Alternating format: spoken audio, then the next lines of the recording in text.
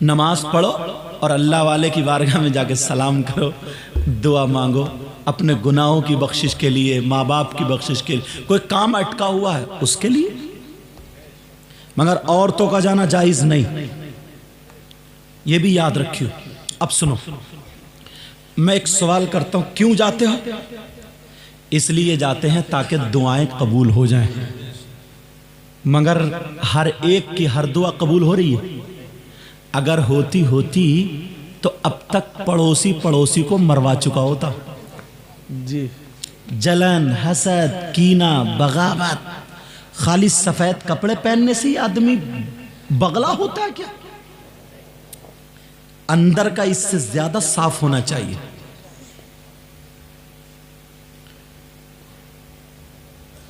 लेकिन सुनो, अगर कामयाब होना चाहते हो तो नबी की हदीस सीने से लगा लेना।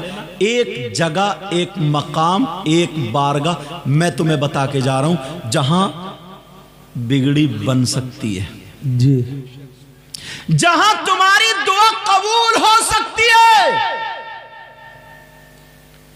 अगर दुआ कबूल ना हो तो मेरा दामन पकड़ लेना और उस बारगाह को जहां मैं बता रहा हूं वहां पर औरतों का जाना भी जायज है। अब औरतें सोच रही हैं अब तो मजा आ गया है। नहीं, जिसकी नई नई शादी होती है वो भी दूल्हा मियां मोहब्बत में बिल्कुल मजनू बने फिर रहे, खूब मैं कब उल्टा सीधा मेलों में घुमा रहे, मेलों में नुमाइश लगाए, बड़ा नुमाइश, इसका खाना हजम नहीं होता। गोलगप्पों के ठेले पे खड़ा बीबी इधर बुर्का पहने, मगर वो इधर गोलगप्पे मुंह फैला रही है मगरमच्छ की तरह, वो भी खा रही गड़प गड़प। इन्हें मगरमच्छ की बात अच्छी लगी, ये कह रहा है सुभान अल्लाह। यार क्या होगा हमारी कौम का? क्या अतीक भाई तुम हो क्या? अच्छा, कोई और है अतीक। अच्छा, इनका माइक जो है ना ये अतीक भाई का, मैं बहुत दूर से आया हूं क्योंकि प्रोग्राम गया था एक हफ्ते के लिए, तो जिसकी वजह से आवाज़ भी ऐसी, मगर इनका माइक ऐसा अल्हम्दुलिल्लाह थकावट उतार देता है जी, और बाज का माइक ऐसा कि बढ़िया वाली थकावट चढ़ा देता है। मगर मैं बद्दुआएं उसको भी नहीं देता, क्या करूं, क्योंकि नबी की तालीमात ही है। अब सुनो, बात निकल ना जाए। अगर उस जगह पर जाओगे, उस बारगाह में जाओगे तो दुआ 100 के 100% कबूल। अगर ना हो तो मेरा दामन पकड़ लेना।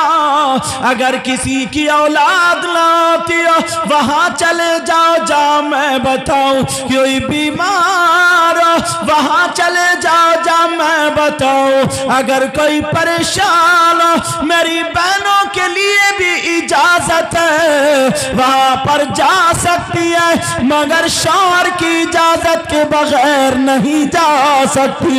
लेकिन अब सुनो, वो जहां पर दुआ कबूल होती है उस जगह का एड्रेस नहीं लिखोगे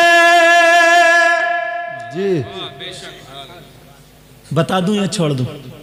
जी बताइए। और मतलब की बात तो बड़ी आराम से पूछ लेते हो ना।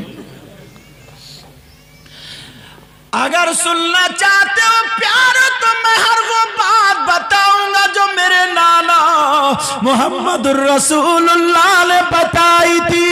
अल्लाह अल्लाह, वो बारगाह का नाम सुनो, वो बारगाह कहीं और नहीं, वो बारगाह है माँ और बाप। बेशक बेशक बेशक। वो बारगाह क्या है? माँ और बाप।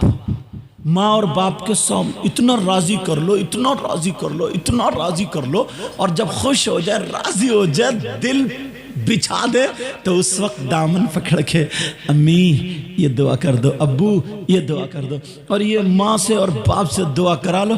खुदा की कसम प्यारो, ये मैं नहीं कहता हूँ, ये तुम्हारे आका कहते हैं। क्या कहते हैं? अगर ये माँ बाप औलाद के लिए दुआ कर दे तो माँ बाप की दुआ रद्द नहीं हो सकती।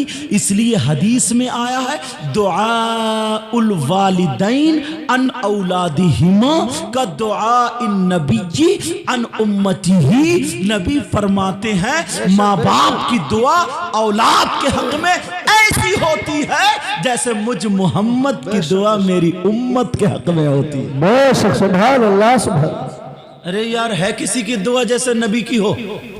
वो है माँ और बाप। बेशक बेशक। मगर नारे तो इतने लगाएगा जलसे में, और अम्मा भी घर पे सिसक रही है, अब्बा भी परेशान, पूरा मोहल्ला परेशान है, और नारे में घुटने पे पैंट फटी हुई और नारे लगा लगा के दिखा रहा है ये है नबी का गुलाम। तौबा तौबा तौबा तौबा, रस्मी चीजें रख, रस्मी चीजें। ये नबी कहते माँ बाप की दुआ ऐसी होती है जैसे मेरी दुआ मेरी उम्मत के हक में। एक जुमला सुनो, उलमा की जिम्मेदारी में मौजूदगी में 1 लाख पीर इधर खड़े हो, कितने बोलो, और ज्यादा मिला लो, और माँ बाप अकेले इधर हो, माँ बाप नाराज हो, ये सब के सब सुबह से शाम तक दुआएं करते करते पसीने पसीने थक जाएं, और माँ बाप नाराज हो तो एक की भी दुआ काबिल कबूल नहीं।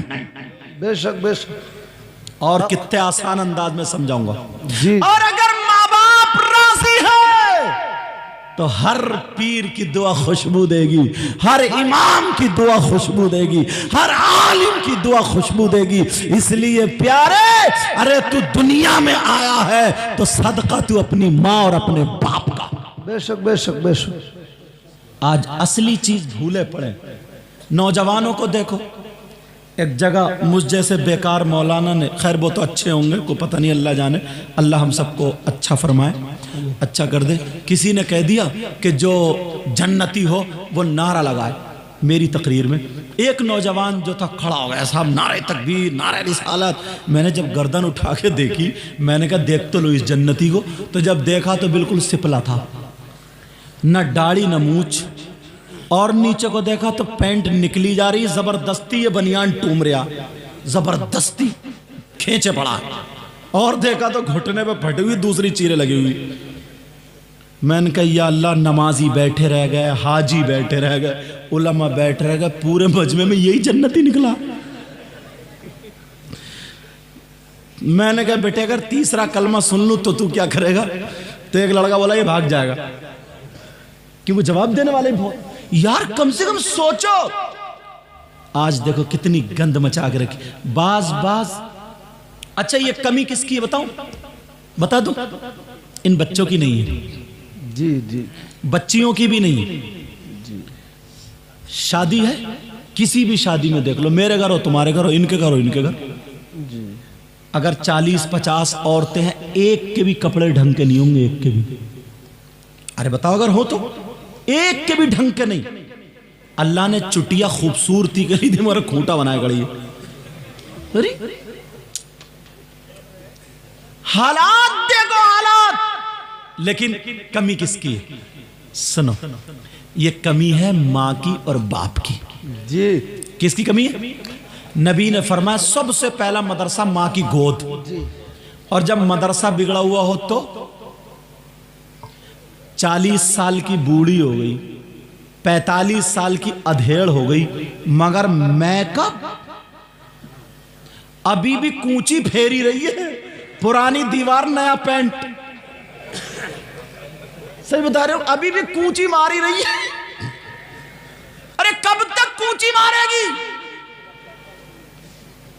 कबर में बढ़िया वाला मेकअप हो जाएगा, फरिश्ते ऐसा गुर्ज। जब माँ अपनी बेटियों से ज्यादा मेकअप करे तो दुपट्टा कौन उड़ाएगा? दुपट्टा बेशक बेशक। जी। कौन आएगा उड़ाने के लिए?